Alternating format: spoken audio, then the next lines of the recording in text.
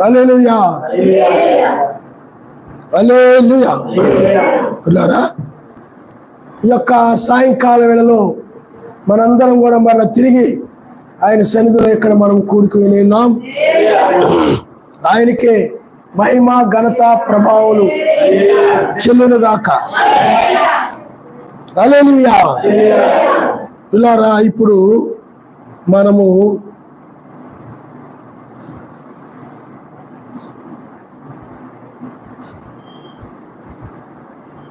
చూడండి, మార్కు సువార్త 6వ అధ్యాయము మొదటి నుండి మనం చదువుకుందాం. మార్కు సువార్త 6వ అధ్యాయము. ఆయన అక్కడి నుండి బయలుదేరి స్వదేశమునకు రాగా ఆయన శిష్యులు ఆయన వెంబడించారు. విశ్రాంతి దినం వచ్చినప్పుడు ఆయన సమాజ మందిరములో బోధింపనారంభించును. అనేకులు ఆయన బోధ విని ఆశ్చర్యపడి ఈ సంగతులు ఇతనికి ఎక్కడి నుండి వచ్చును, ఇతనికి ఇవ్వబడిన ఈ జ్ఞానం ఎట్టిది, ఇతని చేతుల వలన ఇట్టి అద్భుతములు చేయబడుచున్నవి, ఇదేమి ఇతడు మరియ కుమారుడు కానా, ఇతడు యాకోబు యోసేపు యోదా సీమోను అనువారు సహోదరుడు వడ్లవాడు కానా, ఇతని సోదరీమణులందరూ మనతో ఉన్నవారు కారా అని చెప్పుకొనుచు ఆయన విషయమై అభ్యంతరపడి, అందుకు మెస్సయ్య ప్రవక్త తన దేశములోను తన బంధువులలోను తన ఇంటి వారిలోను తప్ప మరి ఎక్కడను ఘనహీనుడు కాడని చెప్పెను. అందువలన కొద్ది మంది రోగుల మీద చేతులుంచి వారిని స్వస్థపరిచిన తప్ప మరి ఏ అద్భుతమును ఆయన ఎక్కడ చేయజాలలేకపోయాను. ఆయన వారి అవిశ్వాసమునకు ఆశ్చర్యపడిను. అంటే మెస్సయ్య అక్కడి నుండి బయలుదేరి స్వదేశానికి వెళ్ళాడు, సొంత ప్రాంతానికి వెళ్ళాడు. వెళ్ళినప్పుడు అక్కడ వాళ్ళందరూ కూడా ఈ జ్ఞానం ఎక్కడిది, ఈ స్వస్థతలు ఎలా జరుగుతున్నాయి, ఈయన మరియమ్మ కుమారుడు కాదా, యోసేపు ఏమండి మరి కుమారుడు కాదా, ఇతడు యాకోబు యోదా సీమోను అను సహోదరుడు వడ్లవాడు కాదా అని ఆ విధంగా వాళ్ళు మాట్లాడుకుంటూ ఉన్నప్పుడు, ఆ విధంగా అభ్యంతరపడుతూ ఉన్నప్పుడు ఆయన ఏమన్నారంటే, ప్రవక్త ఆయన ఏమన్నారు చెప్పండి, ప్రవక్త తన దేశములోను తన బంధువులలోను తన ఇంటిలోను తప్ప మరి ఎక్కడను ఘనహీనుడు కాడని, అంతేకాకుండా రోగుల మీద ఆయన చేతులుంచి స్వస్థపరిచాడు. ఇంకా ఏ అద్భుతాన్ని కూడా వాళ్ళ యొక్క అవిశ్వాసాన్ని బట్టి చేయలేదు. అంటే విశ్వాసం ఉంటే ఆయన ఏదైనా చేస్తాడు, కానీ అవిశ్వాసం ఉంటే ఆయన ఏమీ చేయలేడు. విశ్వాసం ఉంటేనే చేస్తాడు. ఈ శరీరం కూడా ఇక్కడ మారాలంటే ఈ యొక్క సమయంలో తెల్లవారుజాములో విశ్వాసం బట్టే నీ శరీరం మారుతుంది తప్ప అవిశ్వాసము ద్వారా నీ శరీరము మారదు.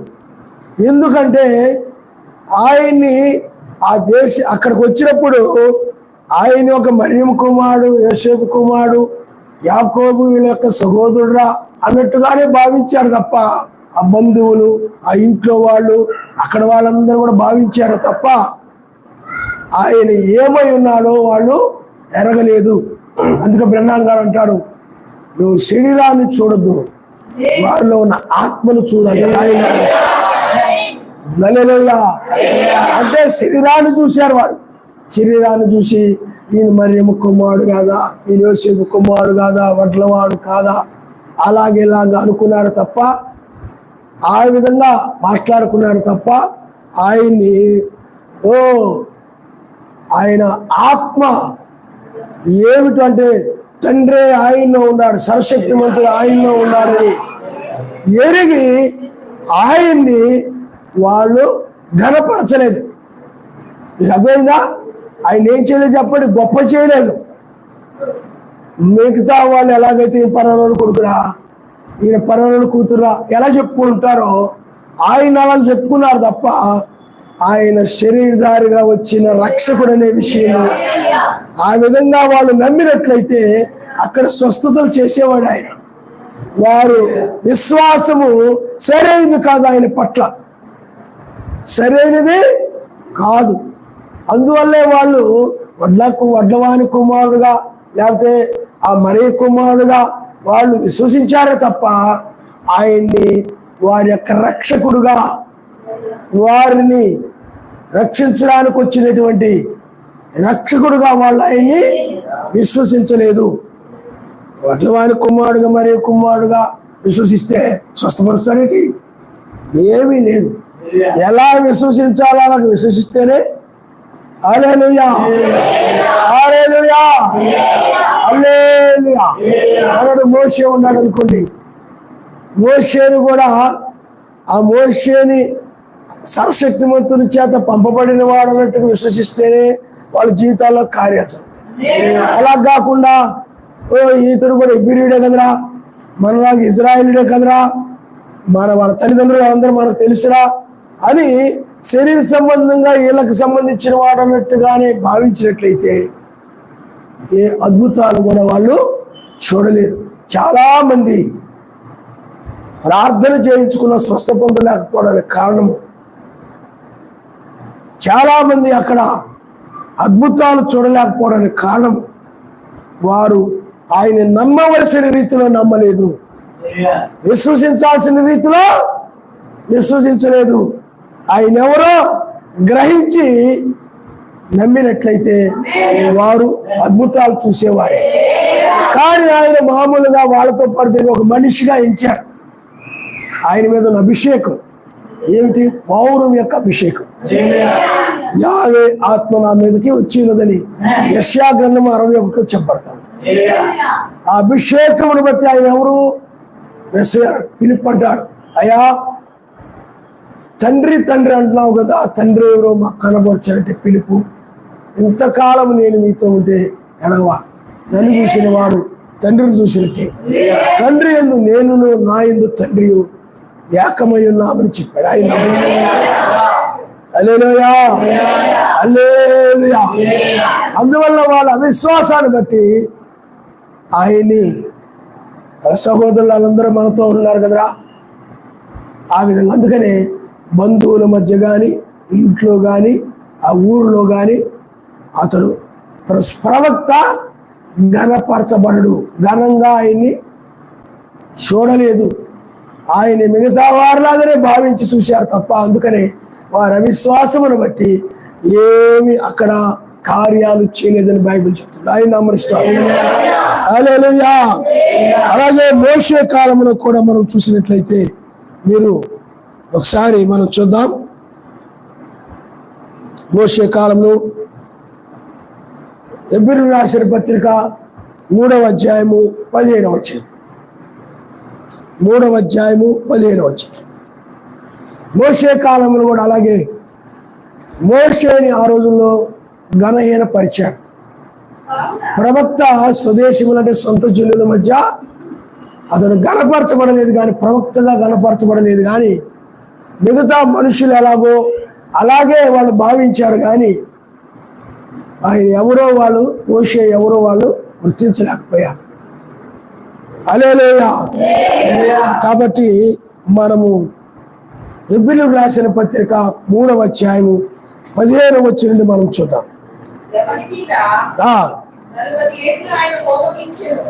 ఎవరి మీద 40 ఏళ్ళు ఆయన కోపగించను? పాపము చేసిన వారి మీదనే కదా. వారి శవములు అరణ్యములో రాలిపోయిను. తన విశ్రాంతిలో ప్రవేశింపరని ఎవరిని గురించి ప్రమాణం చేసెను? అవిధేయులైన వారి గురించే కదా. కాగా అవిశ్వాసము చేతనే వారు ప్రవేశింపలేకపోయారని గ్రహించుచున్నాము.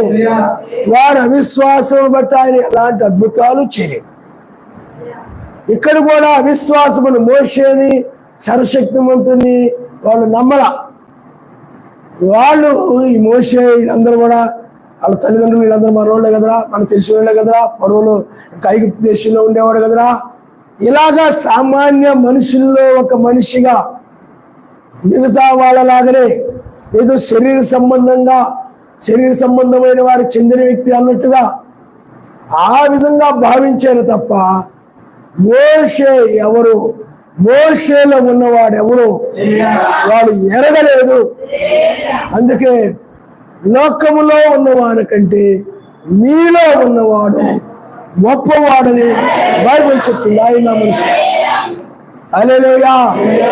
ఎందుకంటే మోషేలో ఉన్నవాడు ఎవరు, మెస్సీలో ఉన్నది ఎవరు, యోహానులో ఉన్నది ఎవరు? సర్వశక్తిమంతుడు. హల్లెలూయా, హల్లెలూయా. కాబట్టి పిల్లారా, అందుకనే వారి యొక్క అవిశ్వాసమును బట్టి ఆయన అద్భుతములు చేయలేదు. కాబట్టి ఏ స్వస్థత అయినా పొందాలన్నా, ఏదైనా పొందుకోవాలన్నా ఆయన యొద్ద నుండి విశ్వాసము ద్వారానే తప్ప మరి ఏ విధంగానూ పొందుకొనలేరు. కానాన్ని ప్రవేశించాలంటే ఏముండాలి? విశ్వాసం ఉండాలి. ఎక్కడా కూడా సందేహించకుండా, మోషే ఏ మాట చెప్పినా అనుమానించకుండా పరిపూర్ణంగా నమ్మినటువంటి వారు యెహోషువ, కాలేబు. వారు మాత్రమే కానానులోకి వెళ్ళారు తప్ప మిగతా వాళ్ళందరూ కూడా సరిగా నమ్మలేదు.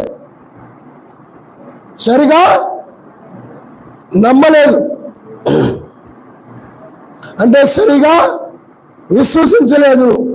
అందుకని వారి అవిశ్వాసమును బట్టి అనేక మంది ఆ యొక్క కానానులోనికి ప్రవేశించలేదు. కాబట్టి సర్వశక్తిమంతుడైనా ఏదైనా కార్యాలు చేయాలంటే విశ్వాసము ద్వారా. బైబిల్లో ఎవరైనా స్వస్థపరచబడ్డారంటే విశ్వాసము ద్వారా, వారిలో ఉన్న విశ్వాసాన్ని బట్టి ఆయన చేశాడు. ఇప్పుడు యెహోషువ ఉన్నాడు. సూర్యుడా నిలిచిపో, చంద్రుడా నిలిచిపో అని ప్రార్థించినప్పుడు సూర్యుడు నిలిచిపోయాడు, చంద్రుడు నిలిచిపోయాడు. దానికి కారణం ఏమిటంటే మోషేలో ఉన్నటువంటి విశ్వాసం, క్షమించండి, యెహోషువలో ఉన్నటువంటి విశ్వాసము. యెహోషువలో కనుక ఆ యొక్క విశ్వాసం లేదనుకోండి, సర్వశక్తిమంతుడు కూడా ఏమి చేయలేడు, ఏమి చేయడు. ఆయనకు అసాధ్యమైంది ఏమీ లేదు. కానీ నీ యొక్క విశ్వాసం ఉంటేనే జరుగుతుంది. నీలో విశ్వాసం లేదనుకో ఏమీ చేయడు ఆయన కూడా. ఈ శరీరం మారాలంటే నీలో విశ్వాసం ఉండాలి. నువ్వు ఎత్తపడాలంటే ఏముండాలి? నీ విశ్వాసము. నీ యొక్క విశ్వాసమే నేనేం చేస్తా చెప్పండి, నీ శరీరాన్ని మారుస్తుంది. హల్లెలూయా. అందుకనే వీటి వల్ల విశ్వాసము. ఎందుకు వాక్యం వినాలి? ఎందుకు నీవు 2 రోజులు మీ ఊరిలో మీకు ఇంట్లలో ఎన్నో పనులు ఉంటాయి, ఎన్నో ఉంటాయి. కావలి నుండి, హైదరాబాద్ నుండి ఎన్నో పనులు ఉన్నప్పుడు కూడా ఆ పనులన్నీ కూడా పక్కన పెట్టేసి ఏమండి ఎంతో కొంత డబ్బులు సమకూర్చుకొని అన్ని మైళ్ళు ప్రయాణం చేసి బళ్ళు, ఆటోలు, ట్రైన్లు, ఇంకా మన వాళ్ళైతే ఇంకా ఒక ముందు రోజు వచ్చేసారు. ఏదో ఆ సమయానికి వెళ్ళొచ్చలేదు కదా. ఎందుకు వచ్చావు? ఎందుకు చెప్పండి? నీవు ఇక్కడికి వచ్చి వాక్యం విని విశ్వాసములో బలపడాలి. హల్లెలూయా, హల్లెలూయా. నాకు పనులను ఎక్కడ కుదిరిద్దిలే అని ఎగ్గొట్టచ్చు. ఎగ్గొడితే ఏమైపోద్ది? విశ్వాసములో బలపడం. కాబట్టి ఇక్కడ మనకి గారు అంటారు 7 ఉరుములు ఎత్తబడి విశ్వాసాన్ని ఇస్తాయని చెప్పారు. హల్లెలూయా. 7 ఉరుములు అంటే 7 ముద్రని తెరుస్తాయి. ఆ 7 ఉరుములు ఏంటో మనకు తెలుసు. 7 ఉరుములు ఎక్కడున్నాయి? 1వ పేతురు రాసిన పత్రికలో 7 ఉరుములు ఉన్నాయి. నువ్వు ఎప్పుడూ మర్చిపోయి ఉంటావు. ఎందుకంటే ఆ మాట పదే పదే జ్ఞాపకం చేసుకుంటూ ఉంటే కదా, నువ్వు వాక్యాన్ని జ్ఞాపకం చేసుకోకుండా దాన్ని మర్చిపోయి ఏవేవో జ్ఞాపకం చేసుకుంటావు. లోకంలో విషయాలు, లోకంలో కబుర్లు, ఆ ఇంటి వెనకోళ్ళ కబుర్లు, ఇంటి ముందు కబుర్లు, ఆ గోడ మీద ఈ గోడ మీద ఆ రోడ్డు మీద వెళ్ళే వాళ్ళని ఏదైనా చెప్పుకుంటా ఉంటే నిలబడి చక్కగా విని వెళ్తుంటావు. నీకు అయిన కావాలి కదా, మరి నీకు అవి ఇంపార్టెంట్. అలాగే లోక విషయాలన్నీ నా చెత్త అంతా ఎక్కించుకుంటాం. ఏముండదు నీలో? ఏముండదు. అందుకని వాక్యాన్ని ఎప్పుడు కూడా ఏం చేయాలా? ఏం చేయాలా? వాక్యాన్ని ఎప్పుడు ఏం చేయాలి చెప్పండి? ధ్యానించుకుంటావు. దివారాత్రులు నువ్వు లోక విషయాలు ధ్యానించుకుంటుంటావు. ఇంటి ఎదురు వాళ్ళని, ఇంటి ముందు వాళ్ళని, ఇంటి పక్క వాళ్ళని, బంధువుల్ని, వాళ్ళని వీళ్ళని ధ్యానించుకుంటూ ఆలోచించుకుంటూ వాళ్ళని వీళ్ళని ధ్యానించుకుంటూ అన్యులని, పాపుల్ని, దుష్టుల్ని, లోకంలో స్నేహితుల్ని, పరిమాణంలోని, కాలేజీలో ఫ్రెండ్స్ని, స్కూల్లో ఫ్రెండ్స్ని, ఆ వీధిలో ఫ్రెండ్స్ని అందరిని ధ్యానించుకుంటూ ఉంటాం. అందుకనే విన్న వాక్యం ఏమైపోద్ది? కొట్టుకుపోతుంది. ఏముండదు నీలో, మురికి ఉండదు. లోక మురికి అంతా చెత్త చెదారం కంపు కొడుతుంటుంది నీ హృదయం. కానీ ఇక్కడ దివారాత్రులు వాక్యము ధ్యానించేటువంటి వధువు. హల్లెలూయా. అందువల్ల దివారాత్రులు వాక్యము ధ్యానించుట అంటే పదే పదే ఆయన మాటలు జ్ఞాపకం చేసుకోవడం, పదే పదే ఆయన మాటలు గుర్తుకు తెచ్చుకోవడం, పదే పదే ఆయన వాక్యాన్ని గుర్తుకు తెచ్చుకోవడం. అలాగే 7 ఉరుములు కూడా అలా జ్ఞాపకం తెచ్చుకుంటా. అంటే వాక్యాన్ని ఎప్పుడు జ్ఞాపకం తెచ్చుకుంటా ఉన్నాం అనుకోండి, విశ్వాసములో ఏమండి బలంగా ఉంటాం అన్నమాట. వాక్యం జ్ఞాపకం తెచ్చుకోకుండా లోక కబుర్లు, లోక మాటలు, సెల్ ఫోన్లు చూసుకుంటా, వీడియోలు చూసుకుంటా అలా ఇలా గడుపుతూ ఉంటే ఇంకా నీ విశ్వాసంలో బలహీనుడైపోతుంటావు అన్నమాట. అప్పుడు నీకు ఏ స్వస్థతలు ఆయన దగ్గర చూడలేవు, ఏ అద్భుతాలు నువ్వు చూడలేవు, ఏ మహత్కార్యాలు నువ్వు చూడలేవు. ఏదైనా చూడాలంటే వాక్యమును ధ్యానిస్తూ ఉండేవారే, ఎల్లప్పుడూ కూడా వాక్యమును జ్ఞాపకం చేసుకుంటూ, గుర్తుకు తెచ్చుకుంటూ, ప్రార్థన చేసుకుంటూ ఆ విధంగా ఉండేవారు విశ్వాసములో. ఎందుకంటే వాక్యం అనేది ఏం చేసి చెప్పండి, మనల్ని వినిటి వాళ్ళ విశ్వాసము. ఇప్పుడు ఒక స్త్రీ ఉంది, పాపాత్మ అనే స్త్రీ. ఆమె ఏం చేసింది చెప్పండి? ఆయన గురించి వింది, ఆయన పాపాలు క్షమిస్తాడు, రోగులు స్వస్థపరుస్తున్నాడు. ఆ మాటలు విన్న తర్వాత ఏం చేసింది చెప్పండి? ఆమె నా పాపాలు కూడా క్షమిస్తాడని నమ్మి ఆయన దగ్గరకు వచ్చి స్వస్థత పొందింది. హృదయ స్వస్థత అనమాట. పాపాల నుండి విడుదల పొందింది. వినడం వలన ఆ నోట ఈ నోట ఆయన గురించి వినడం వల్ల ఆయన దగ్గరకు వచ్చి ఆ మాటలు విని విడుదల పొందారు. అందులో వాక్యం వినడం వల్ల ఆయన మీద నమ్మకము. నువ్వు కూడా సువార్త వినడం వల్ల, వాక్యం వినడం వల్ల నీకు కూడా ఏం కలిగింది చెప్పండి? నమ్మకం కలిగింది, విశ్వాసము కలిగింది. అవును, బైబిల్ ప్రకారమే, లేఖనాల ప్రకారమే, వాక్య ప్రకారమే, కాలానికి సరిపోతుంది, ఖచ్చితమే. ఎందుకంటే బైబిల్లో ఎక్కువ చుక్క గురించి ఉంది. మరి ఎక్కువ చుక్కనిచ్చింది ఉంది కదా, మరి అది నెరవేర్చబడాలి కదా. కరెక్టే, పగటికి ముందు ఎక్కువ చుక్కది. ఈ మాటలన్నీ విన్నప్పుడు నీకేం కలిగింది? విశ్వాసము. కాబట్టి వాక్యం ఏం చేస్తుంది? నిన్ను విశ్వసించేలాగా చేస్తా. అందుకనే వాక్యమును వినాలి. నేను చాలాసార్లు ఎందుకు ప్రార్థన మానే తండ్రికి కోపడుతుంటాను. ప్రార్థన మానేస్తే అది వాళ్ళకి తెలియదు, దాని విలువ తెలియక మానేస్తుంటారు. కానీ విశ్వాసం అనేటువంటిది పెరుగుతుంది అన్నమాట. మరి ప్రాముఖ్యంగా ఈ వర్తమానం ఏంటంటే 7 ఉరుముల వర్తమానం, అంటే 7వ ముద్రకు సంబంధించినటువంటి వర్తమానం ఇది. అందుకనే 1వ పేతురు రాసిన పత్రికలో 7 ఉరుములు ఉన్నాయి. 7 ఉరుములు కూడా ఆయన రాకడని బయలుపరుస్తాయి. ఆ 7 ఉరుములు రెండో రాకకు సంబంధించి రక్షణ, కృప, ఏమండి, రక్షణ, కృప, అన్నిటి అంతము, మహిమ బయలుపరచబడుట, ఇంటి యొద్ద తీర్పు ఆరంభమగుట. ఇలాగ మొత్తం ఎన్ని ఉన్నాయి చెప్పండి? 7 ఉరుములు ఉన్నాయి.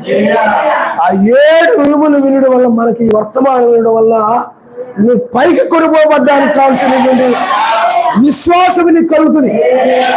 హల్లెలూయా, హల్లెలూయా.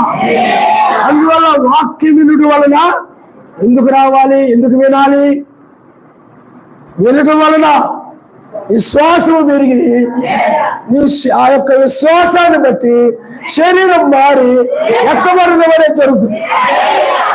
విశ్వాసం అనేది లేకపోతే, శరీరం మారి నువ్వు ఎత్తబడడం అనేది కుదరదు. అందువలన వాక్యం అనేది ఏం చేయాలి చెప్పండి? వినాలి, ధ్యానించుకోవాలి. అందుకనే వర్తమానాలు వింటూ ఉండాలి. పదే వర్తమానాలు. వాడు వీడియో గేమ్లు చూసుకున్నాడు కదా, వాడు ఏదో వాడుకుంటున్నాడు కదా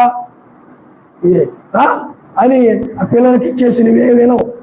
గిన్నెలు కడుక్కోవడం, చెంబులు కడుక్కోవడం, వాళ్ళు కూడా సెల్ ఫోన్లో అవి చూపిస్తుంటే పక్కన కూర్చొని ఆనందపడిపోతారు. కొడుకో కూతురో ఎవరొకరు చూపిస్తున్నారు కూర్చోబెట్టి ఇంకా ఆనందపడిపోతున్నా. కొడుకు చాలా మంచోడు, నా కూతురు చాలా మంచిది, అన్నీ చూస్తున్నారు, నాకు చాలా తెలివైన వాళ్ళు అనుకొని సంతోషపడిపోతున్నారు తప్ప చెప్పాక నాకు ఏనాడైనా వర్తమానం పెట్టించుకున్నావా? ఏనాడైనా వాక్యము, అయ్యో ఖాళీ ఉన్నప్పుడల్లా వాక్యం వినాలి, ఇలా దివారాత్రులు వాక్యం వినాలి. ఎంతమానం మీరు వీడియో గేమ్లు ఆడుకుంటారు, ఏం సెల్ ఫోన్ చూస్తారు, టీవీ వాక్యం పెట్టు నేను వింటాను అన్నావా? ఆనవు. ఎందుకంటే నువ్వు ఒక సంబంధం కదా, నువ్వు ఈ వాక్యం వినాలని ఆసక్తి ఉండదు, ధ్యానించాలని ఆసక్తి ఉండదు. కాబట్టి మనం ఎప్పుడు కూడా వాక్యం వింటూ ఉండడం వల్ల విశ్వాసం అనేది మనలో పెరుగుతుంది. ఆయన మోషేలో విశ్వాసం ఉంది. ఆయన ఏదైనా చేయగలడు, ఆయనకు అసాధ్యమైనది ఏమీ లేదు. నమ్మితే చాలు ఆయన ఏదైనా చేయగలడని మోషేలో విశ్వాసం ఉన్నది. ఆయన మీద నమ్మకం ఉంది. దానిని బట్టి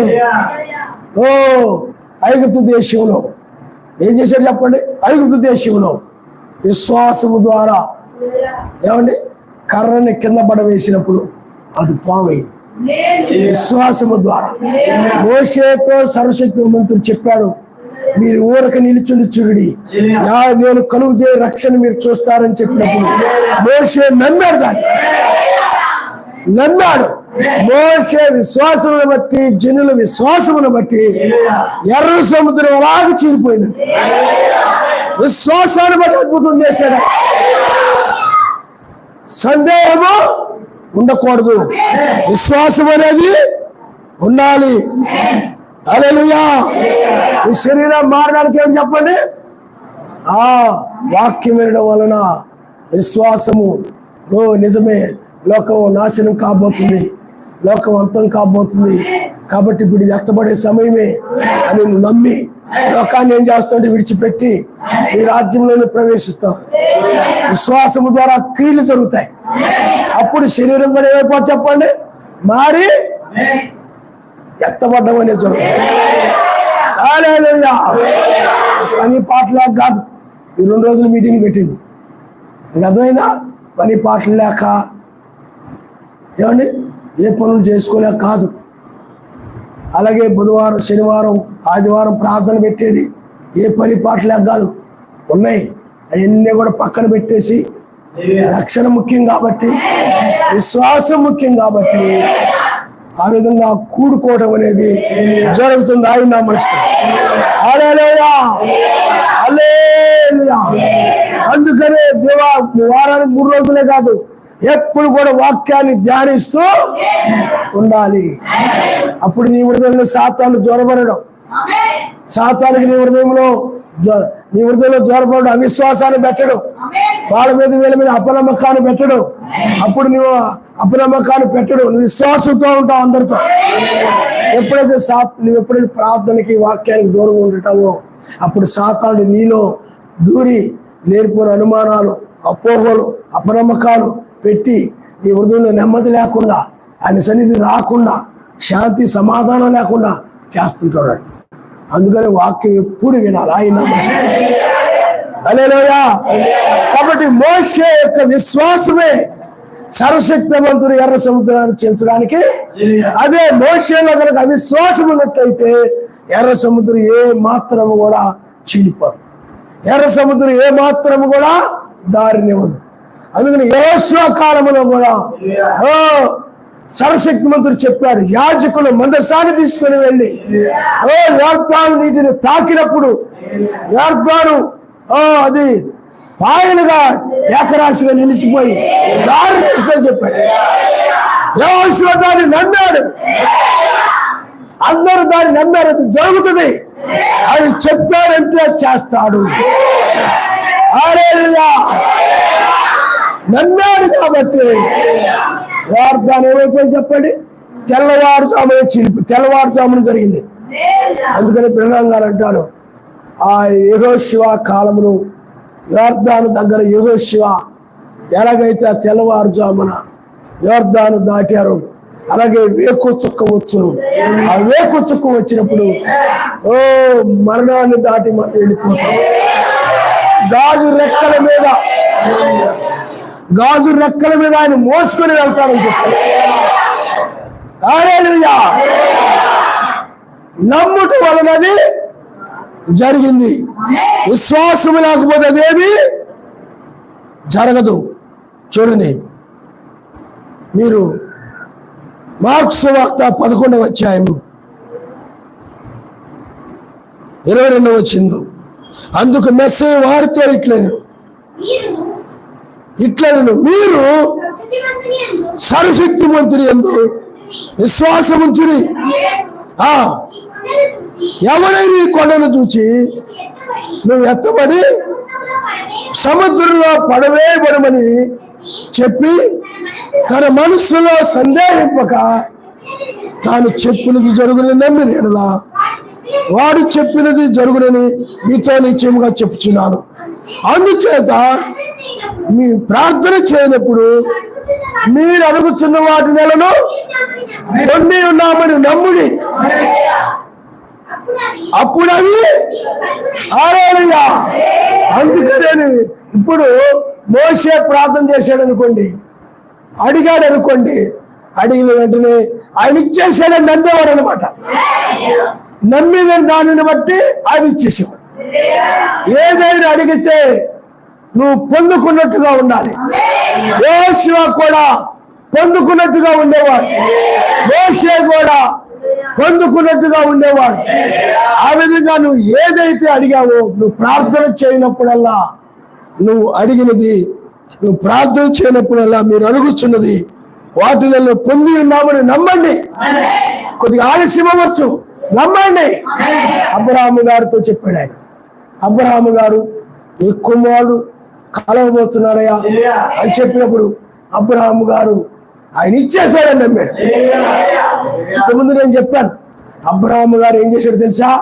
ఆయన ఎప్పుడైతే నీకు కుమారుడు కలగబోతున్నాడు అనగానే అబ్రహాము గారు నాకు కొడుకుని ఇచ్చేసాడు అన్నాడు. నాకు ఇచ్చేసాడు అనుకొని నమ్మి కొడుకు పుట్టక ముందే మార్కెట్కి వెళ్ళిపోయి శారా అబ్రహాము మార్కెట్కి వెళ్ళి పిల్లవాళ్ళకి బట్టలు కొన్నారు, బియ్యాల తొట్టి కొన్నారు, ఆడుకునే బొమ్మలు కొన్నారు, మీరు అర్థమైందా? సబ్బులు, మంచి సబ్బులు కొన్నారు, మంచి పౌడర్ డబ్బా కొన్నారు, అన్నీ కొనుక్కొని వచ్చారన్నమాట. ఏంటి పొందుకున్నామని విశ్వాసం ద్వారా చేశారు. ఆ పుట్టాక చూద్దాంలే అని టైప్ ఉందనుకోండి, విశ్వాసం లేనట్టే. పుట్టాక బస్ అబ్రహాం అంటాడు, వెళ్ళి మార్కెట్కి వెళ్ళి అవన్నీ కొనుక్కొద్దాం, సర్వశక్తి మంది చెప్పాడంటే ఆయన చేస్తాడు, అందుకు అనుమానించాల్సిన పని లేదు అని అబ్రహాం అన్నాడు అనుకోండి. చాలా ప్రతి మాట నువ్వు నమ్ముతావు. పుట్టాక అప్పుడు చూద్దాంలే, అర్థమైందా? పుట్టాక అప్పుడు వెళ్ళి తెచ్చుకుందాంలే, అప్పుడు వందాంలే అంటే దాని అర్థం ఏంటి? ఇంకా నీకు సరైన విశ్వాసము లేదు. అందుకనే అబ్రహాము గారు ఎప్పుడైతే సర్వశక్తిమంతుడు వాగ్దానం చేశాడో దాన్ని నమ్మాడని బైబిల్. చూడండి, మనము రోమీయులకు రాసిన పత్రిక 4వ అధ్యాయము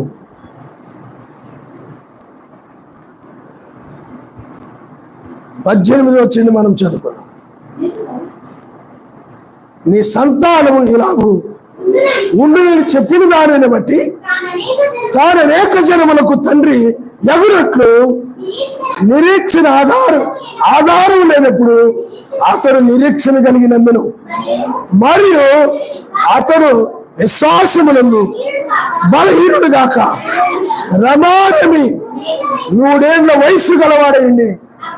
అప్పటికి తన శరీరము మృతతుల్యమైనట్టును శారా గర్భమును మృతతుల్యమైనట్టును ఆలోచించను గాని అవిశ్వాసం వలన సర్వశక్తిమంతుని వాగ్దానము గురించి సందేహింపక సర్వశక్తిమంతుని మహిమపరిచి ఆయన వాగ్దానమును నెరవేర్చుటకు సమర్థుడని రూఢిగా విశ్వసించి విశ్వాసము వలన బలము పొందెను. హల్లెలూయా. పిల్లరా, సర్వశక్తిమంతుడు అబ్రాహాము వాళ్ళతో చెప్పాడు, నీకు కుమారుడు కలగబోతున్నాడని చెప్పినప్పుడు చూసేటప్పటికి ముసలివాళ్ళుగా ఉన్నారు, ఎముకలు శరీరానికి అంటుకుపోయాయి, వృద్ధులైపోయారు, చాలా బలహీనులుగా ఉన్నారు అబ్రాహాము శారా. అయితే వాస్తవానికి చెప్పాలంటే ఆయన చెప్పిన మాటకి విశ్వాసం కలగదు. ఎందుకంటే సైన్స్ ఏం చెప్తుంది చెప్పండి? ముసలు అయిపోయారు, శారా గర్భము ఇక పిల్లలు కనడానికి పనిచేయదు, అబ్రాహాము గారు కూడా వృద్ధుడైపోయాడు, నీకు సంతానం కలగడం కష్టమమ్మా అని చెప్తారు. మీకు అర్థమైందా? అందుకనే వినారా, ఆయనకు అసాధ్యమైంది లేదంటానికి అదే కాదు. వృద్ధులైనా కూడా ఆయన మార్చగలిగిన వాడు. అప్పుడు ఆయన నమ్మాడు అనమాట. అలాగా చూడడానికి అది ఎలా ఉంది? సందేహం కలిగేలా ఉంది, నమ్మే విధంగా లేదు. విశ్వాసం వలన ఎప్పుడైతే ఆయనకు అసాధ్యమైంది ఏమీ లేదు, మనకు సంతానాన్ని ఇచ్చారా అని నమ్మాడు. ఇచ్చాడు, మనకి బిడ్డను పొందుకున్నాం అనుకున్నాడు, అంతే. ఇవ్వలేదు, ఆయన శరీరం మారలేదు, ముసలిగానే ఉన్నారు. కానీ ఆ మాట చెప్పిన వెంటనే చెప్పాడంటే ఆయన నెరవేర్చగలిగిన సమర్థుడా. హల్లెలూయా. నమ్మాడు. ఆ యొక్క నమ్మకాన్ని బట్టే, ఆ యొక్క విశ్వాసమును బట్టే ఇక్కడ అదే మాట రాయబడింది, విశ్వాసం వలన బలము పొందాను అనుంది. విశ్వాసం వల్ల శరీరం మారిపోయింది.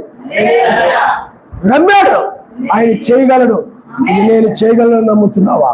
నేను నమ్ముతున్నాను, చేస్తాడు. నమ్మాడు. నమ్మకాన్ని బట్టి ఏం జరిగింది చెప్పండి? ఆ ముసలితనం పోయి యవనస్తురాలుగా మారిపోయి వారు ఒక సంతానమును దేని వల్ల జరిగింది? అది విశ్వాసం వలన. విశ్వాసం వల్లనే శరీరము మారింది, యవ్వనస్తులుగా మారిపోయారు. అందుకని అబ్రహాము గారు మరల తర్వాత కెతురాను కూడా వివాహం చేసుకున్నాడు. కెతురాకి మరలా ఒక 6 సంతానం కలిగారు కెతురాకి. అలాగే ఇక్కడ అబ్రహాముకి అనగా శారాకి 1 సంతానం కలిగారు. మొత్తం ఎంతమంది? 7. హల్లెలూయా. అందుకనే మొదట ఇస్సాకు మొదటి రాకలో మెస్సయ్య ఛాయగా ఉంటాడు. హల్లెలూయా. అలాగే 6 సంఘ కాలంలో 6 దూతలకు ఛాయగా ఉంటారు. తర్వాత మరలా ఇస్సాకు మరలా వివాహము కొరకు ఎలియాజరు పంపుతాడు. అక్కడ 7 ఎలియాజరు.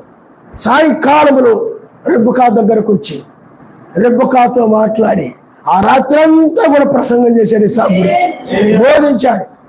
అక్కడ దూత, అందుకని బైబిల్లో చూస్తే మనము 4 జాముల్లో దూతున్నాడు ప్రతి చోట కూడా. ఇప్పుడు కూడా 4 జాముల్లో దూతున్నాడు. హల్లెలూయా. ఎందుకంటే నీకు ముందుగా దూతలు ఆయన. మరి 4 జాములు తెల్లవారుజాము వచ్చేటప్పటికి మరలా ఎలియాజరు లేచి వెళ్తున్నప్పుడు రెబ్బకా కూడా లేచింది, వెళ్ళిపోయింది. అందుకని ఇప్పుడు మనం ఇక్కడ ఉన్నాం అనమాట.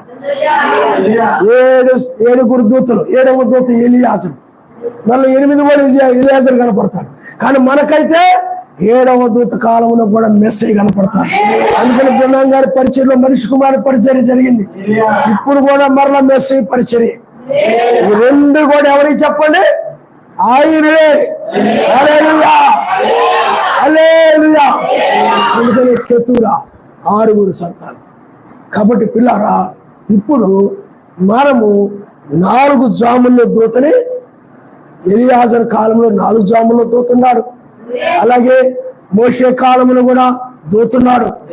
అందుకనే మోషేతో అంటాడు, నీకు ముందుగా దూతనే పంపుదు, ఇదిగో విడిపించుకు నడిపించుకునే దిగొచ్చాడన్న. అందుకనే సాయంకాలం ఉంది, 12వ అధ్యాయంలో సాయంకాలం ఉంది, 14 వచ్చేందుకు వచ్చారు తెల్లవారుజాములు. ఈ 4 జాములో దూతున్నాడు.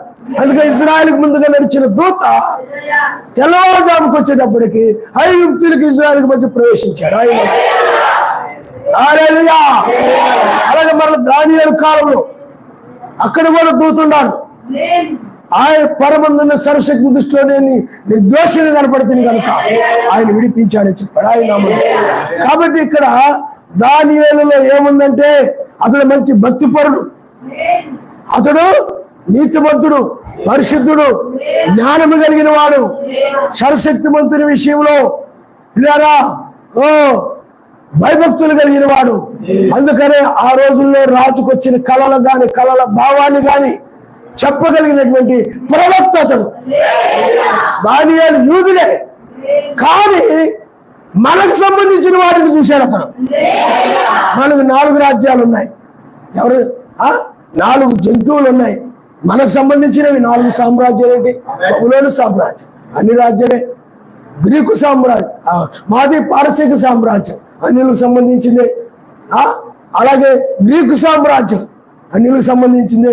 రోమా సామ్రాజ్యం, రోమ్ అంటే అన్ని దేశమే కదా, అది కూడా.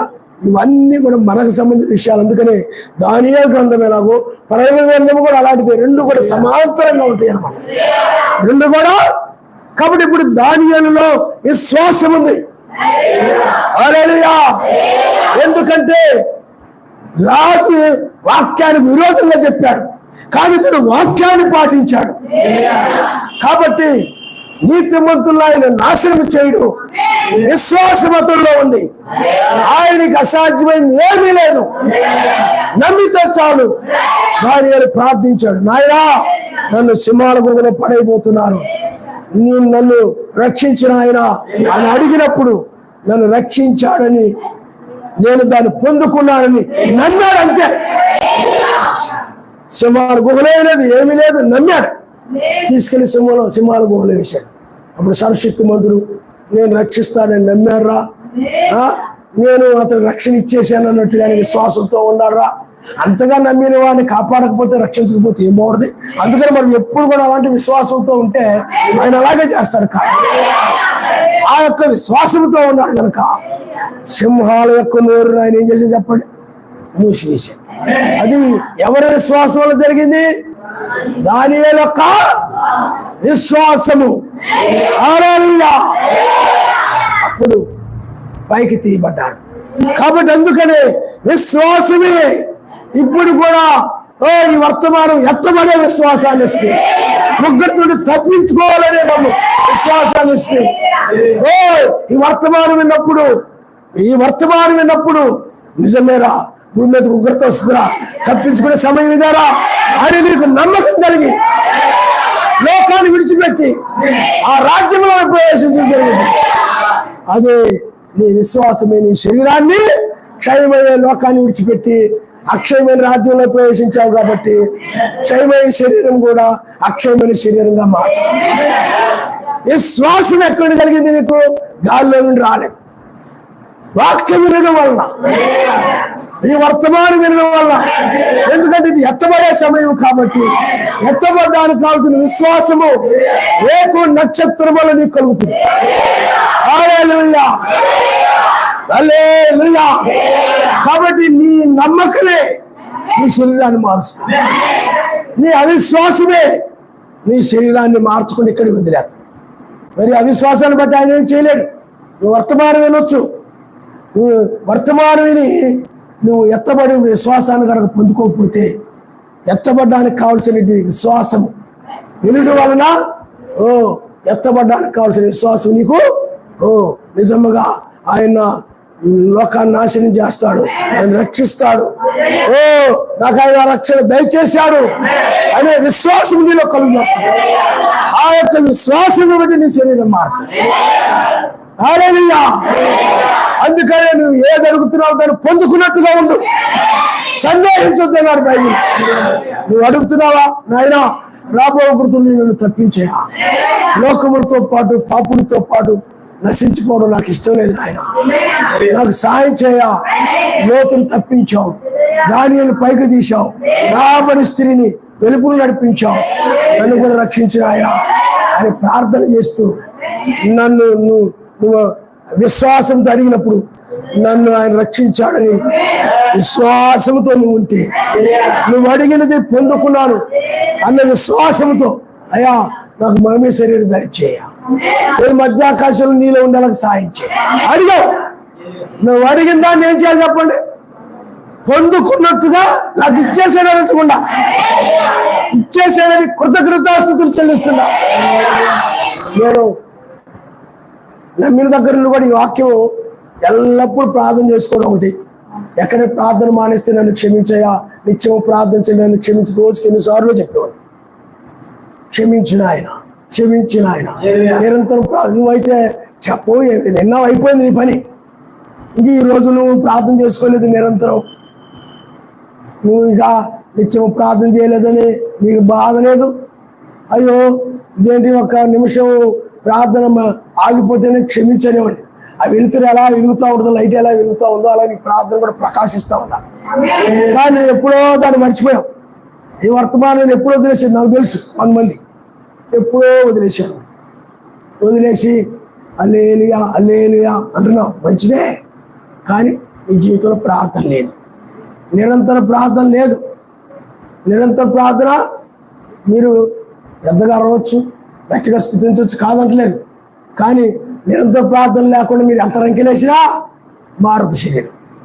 గుర్తుపెట్టుకోండి, నిరంతరం ప్రార్థన చేస్తూనే మనం ఆయన ఏం చేయగలం చెప్పండి? మరి ఆయన పరిశుద్ధ పర్వతం మీద ప్రార్థన చేస్తున్నప్పుడు ఆయన శరీరం ఏమైపోయింది? మారిపోయింది. కానీ నువ్వేం చేస్తావంటే నిరంతరం ప్రార్థన, ఆ మాట విన్నావు కానీ ఎక్కడైనా ప్రార్థన మర్చిపోతే క్షమించమని అన్నావా? ఏది వదిలేసావు. ఇప్పుడు బయటికి వెళ్తుంటావు, ప్రార్థన చేసుకోకుండా వెళ్ళిపోతున్నావు. వస్తున్నావు, వచ్చి ప్రార్థన చేసుకుని కృతజ్ఞతలు చెల్లిస్తున్నావా? ఏమీ లేదు. ఎప్పుడో ఆ మెసేజ్ అయిపోయింది నీ జీవితంలో, వదిలేసావు. ఏమొస్తావు నువ్వు పరలోకం? వాక్యాన్ని పాటిస్తే వస్తాడు తప్ప కూర్చున్నంత మాత్రం వస్తాయేంటి? నువ్వు విన్నంత మాత్రం వస్తాయేంటి? ఏమి రావు. వాక్యం ఎందుకు చెప్తుంది? ఎలా ఉన్నా పరలోకం వెళ్ళే పని అయితే, ఏ విధంగా ఉన్నా పరలోకం వెళ్ళే పని అయితే నువ్వు నమ్మాల్సిన పని లేదు, ప్రార్థన పెట్టుకోవాల్సిన పని లేదు, పాటలు పాడుకోవాల్సిన పని లేదు, ఇలా గొంతు రాసిపోయేలాగా కేకలు వేయాల్సిన పని లేదు, నువ్వు కూడా గొంతు రాసిపోయే అని చెప్పాల్సిన పని లేదు. ఎలా ఉన్నా వెళ్ళిపోతావు కదా, రావాల్సిన పని లేదు. చక్కగా నీ దగ్గర నువ్వు పనులు చేసుకోవచ్చు. నీకు వీలైతే రావచ్చు, లేకపోతే లేదు. నీకు అర్థమైందా? నీకు వీలైతే ఏ పనులు లేకపోతే వస్తావు, ఏ పనులు లేకపోతే రావు. అలాగే నీ ఇష్టం వచ్చి ఉండొచ్చు, కానీ అలా కాదే.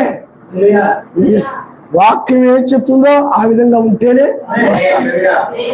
అందుకని వాక్యం ఏది దేనికి? విశ్వాసం. ప్రార్థన దేనికి? ప్రార్థన అనేది నీకు విలువ తెలియక ప్రార్థన అనేటువంటిది క్రియారా పరలోక సంబంధమైన వాటిని కిందకు తీసుకొస్తుంది. ప్రార్థన ప్రార్థనే ఆయుధం, అసలైన ఆయుధం.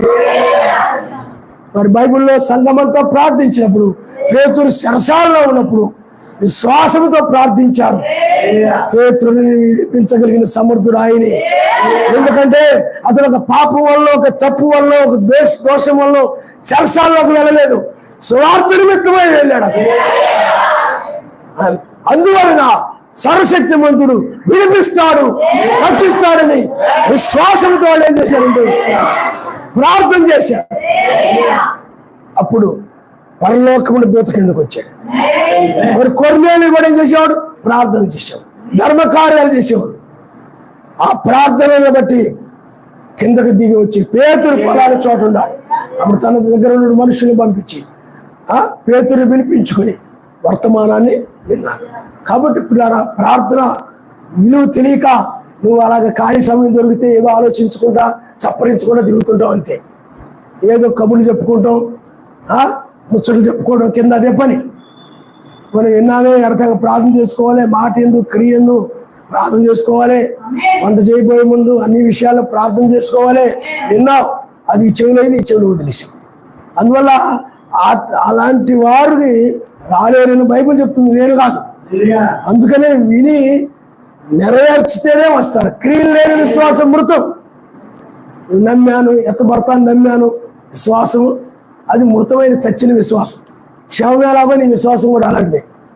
కానీ క్రియ ఎల్లప్పుడు ప్రార్థన చేయడం, ఎల్లప్పుడు ప్రార్థన చేస్తాడు. క్రియ కృతజ్ఞతాస్తుతి క్రియ, క్రియలతో కూడిన విశ్వాసం. హల్లెలూయా. ఆయన చెప్పింది చేయకుండా ఆ మాట ఎప్పుడో ఆ వర్తమానం, మొదటి వర్తమానం పదే పదే జ్ఞాపకం చేసుకున్నావా? లేదు. ఆ వర్తమానాన్ని గుర్తు తెచ్చుకున్నావా? మానక గుర్తుకు తెచ్చుకున్నావా? పదే పదే ధ్యానిస్తున్నావా? లేదు. అది అప్పుడే ఎగిరిపోయింది. కానీ నిజమైన వధువు అలా కాదు. ప్రతి వర్తమానాన్ని సమయం దొరికితే కూర్చొని ఆ వర్తమానాన్ని జ్ఞాపకం చేసుకుంటూ అటు ఇటు తిరుగుతున్న వాక్యాన్ని జ్ఞాపకం చేసుకుంటూ బ్రతుకుతుంటారే వాళ్ళే నిజమైన వాళ్ళు. అరే నువ్వు ఆ విధంగా లేకపోతే నువ్వు నిజమైన జ్ఞానం కాదు. నిజమైన వాళ్ళు విన్న వర్తమానాన్ని జ్ఞాపకం చేసుకుంటూ ఉంటారు. వాళ్ళకి ఎప్పుడు కూడా ఆ వాక్యమే పనులు చేస్తున్నా, ఏమి చేస్తున్నా ఆ వాక్యమే పదే పదే గుర్తుకొస్తుంటది, జ్ఞాపకానికి వస్తుంటది. వాక్యం తప్ప మరి ఏమి గుర్తుకు రాదు. అదే నిజమైన వధువు. హల్లెలూయా. కానీ నిజమైన వధువు కాని వాళ్ళకి విన్న వాక్యం గుర్తుకు రాదు, కానీ అది మర్చిపోయి ఇంకా వాళ్ళకి ఏవేవో గుర్తుకొస్తుంటాయి, ఏవేవో గుర్తుకొస్తుంటాయి. లోక విషయాలు, ఇంటి దగ్గర విషయాలు, ఇంట్లో పనులు, ఆ ఇంట్లో కార్యాలు, అది ఉంది, ఇది ఉంది, అది ఇవే గుర్తుకొస్తుంటాయి. అందుకని వాళ్ళకి వాక్యము గుర్తుండదు. అందుకనే నిరంతరం ఆ వర్తమానం విన్నామంటే ఆ వర్తమానంగా మారితేనే. అందుకని ప్రతి వర్తమానం వినాలనేది. ప్రతి వర్తమానం విని ప్రార్థన చేసుకొని ఆ వర్తమానం ప్రకారం నడిస్తే ఆ వాక్యంగా నువ్వు మారినట్టు. అప్పుడు ఈ శరీరం మారి వెళ్ళిపోతాయి విశ్వాసం ద్వారా. ఎందుకంటే ఆ వర్తమానం నమ్ముతున్నావు కాబట్టి. అంతేగాని వాక్యం విని ఆ వాక్య ప్రకారంగా నడవకుండా, మారకుండా దాని దారి దాందే, నీ పనులు నీయే, అప్పుడు నీ శరీరం మారదు. నువ్వు ఇక్కడే ఉండిపోతావు. వాక్యం అలాగే చెప్తుంది. ఎందుకంటే నువ్వు ఇక్కడే ఉండిపోతావు అని ఎందుకు చెప్తున్నా అంటే అలాగే నువ్వు భయపడి నువ్వు వాక్యాన్ని లోపడతావని. అది కాబట్టి పిల్లారా, అందుకనే క్రియలతో కూడిన విశ్వాసం. కాబట్టి పిల్లారా, వాక్యం వినాలి, ప్రార్థన చేసుకోవడం వల్ల ఎల్లప్పుడూ ప్రార్థన చేసే వాళ్ళ జీవితాల్లో విశ్వాసంతో చేస్తుంటారు. కాబట్టి అతి గొప్ప కార్యాలు చేస్తుంటారు. నేను ఆయన నమ్మిన దగ్గర నుండి కూడా జ్వరంగా ఉందనుకోండి, ప్రార్థన చేసుకునేవాడిని, అడిగేవాడిని. ఇంక తర్వాత ప్రార్థన చేసుకునేవాడిని, నన్ను స్వస్థపరిచాడు.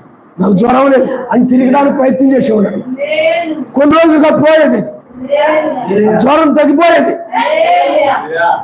అలాగా మనం ఏదైతే అడిగామో ఇచ్చాడన్నట్టుగా ఉండాలి. నువ్వు 1000 రూపాయల రాజ్యాన్ని అడుగుతున్నావు అనుకో, నాకు ఇచ్చేసాడు ఆయన. హల్లెలూయా. ఎందుకు? నువ్వు ఏదైనా అడిగితే ఆయన ఇవ్వాలంటే నువ్వు వాక్య ప్రకారం నడవాలి. వాక్య ప్రకారం నడవడమే నీతని బైబిల్ చెప్తుంది. క్రియాపూర్వకమైన విశ్వాసం, క్రియల ద్వారా విశ్వాసాన్ని వ్యక్తపరచాలి. మనం క్రియల ద్వారా విశ్వాసాన్ని, అబ్రాహాము గారు కూడా చూడండి, క్రియల ద్వారా విశ్వాసాన్ని వ్యక్తపరిచాడు.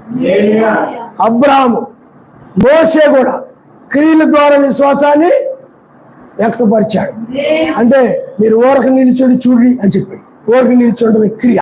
ఆ క్రియను బట్టి విశ్వాసం వ్యక్తపరచబడింది. ఆయన కార్యం చేశాడు. హల్లెలూయా, హల్లెలూయా.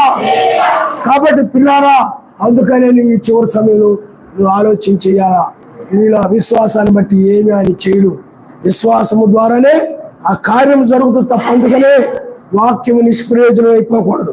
నువ్వు ఎప్పుడైతే మొదటి వర్తమానాన్ని నువ్వు పాటించలేదో అప్పుడు ఆ వాక్యం నీ విషయంలో నిష్ప్రయోజనమైనట్టు. ఆ వర్తమానం ఏమైపోయింది చెప్పండి? వేస్ట్ అయిపోయింది. ఎందుకంటే దాన్ని నువ్వు పాటించట్లేదు కాబట్టి ఆ వర్తమానం నీకు ఇచ్చాడు కానీ అది వేస్ట్ అయిపోయింది, వృధా అయిపోయింది. అది నీవు గుర్తించాలి. అలాగే మధ్య ఉదయం ఒక వర్తమానం విన్నావు, ఆ వర్తమానం ప్రకారం అది హృదయంలో ఉంచుకొని ఆ వర్తమానం ప్రకారమే నడవాలి. ఆ వాక్యాన్ని హృదయంలో ఉంచుకొని దాని ప్రకారమే నడవాలి. ఆ మాటల ప్రకారం నడవాలి. అసలు నువ్వు నడవాలని అనుకో, వాక్యం విని వదిలేసి వెళ్ళిపోతావు తప్ప ఈ వాక్యం వినాను నేను పాటించాలి దీని ప్రకారం నడవాలని ఏ తీర్మానం తీసుకో. కిందకి వెళ్ళిపోవడం, పరుగు వెళ్ళిపోవడం, అదైందా ఇదైందా, గిన్నెలు ఎక్కడున్నాయి, కచ్చాలు ఎక్కడున్నాయి, చెంబులు ఎక్కడున్నాయి, తినొద్దని నేను అంటలే. ఆ మనసులో పడిపోయి ఇది పోతాయి. అది పోకూడదని నేను అనేది. ఎందుకని అవన్నీ నీ బురదలోకి వచ్చేస్తాయి. వర్తమానం పోయి వేస్ట్ అయిపోయింది నీ విషయం. కానీ నిజమైన వధువు ఆ వర్తమానం మీద భయం కలిగి ఎక్కడ మర్చిపోతానా, ఎక్కడ పాటించకుండా మీరిపోతానని భయపడి ఆమె పాటిస్తూ ఉంటుంది. అందుకని బైబిల్ చెప్తుంది, ఎవరైతే నా ఎడల నా మాటలు విని వణుకుచుంటారో, ఎక్కడ మీరిపోతానా, విన్న వర్తమానాన్ని ఎక్కడ మీరిపోతానని విని వణుకుచుంటారో వారి యందే నా దృష్టి ఉంచానని చెప్పి. హల్లెలూయా, హల్లెలూయా. ఎక్కడ నిరంతరం ప్రార్థన చేయడము మానేస్తానా, మానక చేసుకోమనుంది, ఎక్కడ కృతజ్ఞతాస్తుతులు చెల్లించకుండా మానేస్తానా అని భయపడి మానకుండా వెళ్తారు చూసారా, వాళ్ళ మీద ఆయన దృష్టుడు. కానీ ఏం చేస్తా చెప్పండి, చాలా మంది ఏం చేస్తారు, ఆ వాక్యాన్ని నిరంతరం ప్రార్థన చేస్తున్నావా, కృతజ్ఞతాస్తుతులు చెల్లిస్తున్నావా, ఏమైపోయింది, నిష్ప్రయోజనం. అందువల్ల వినినంత మాత్రం మీకు చూడండి పిల్లారా, మీరు రోమిలకు రాసిన పత్రిక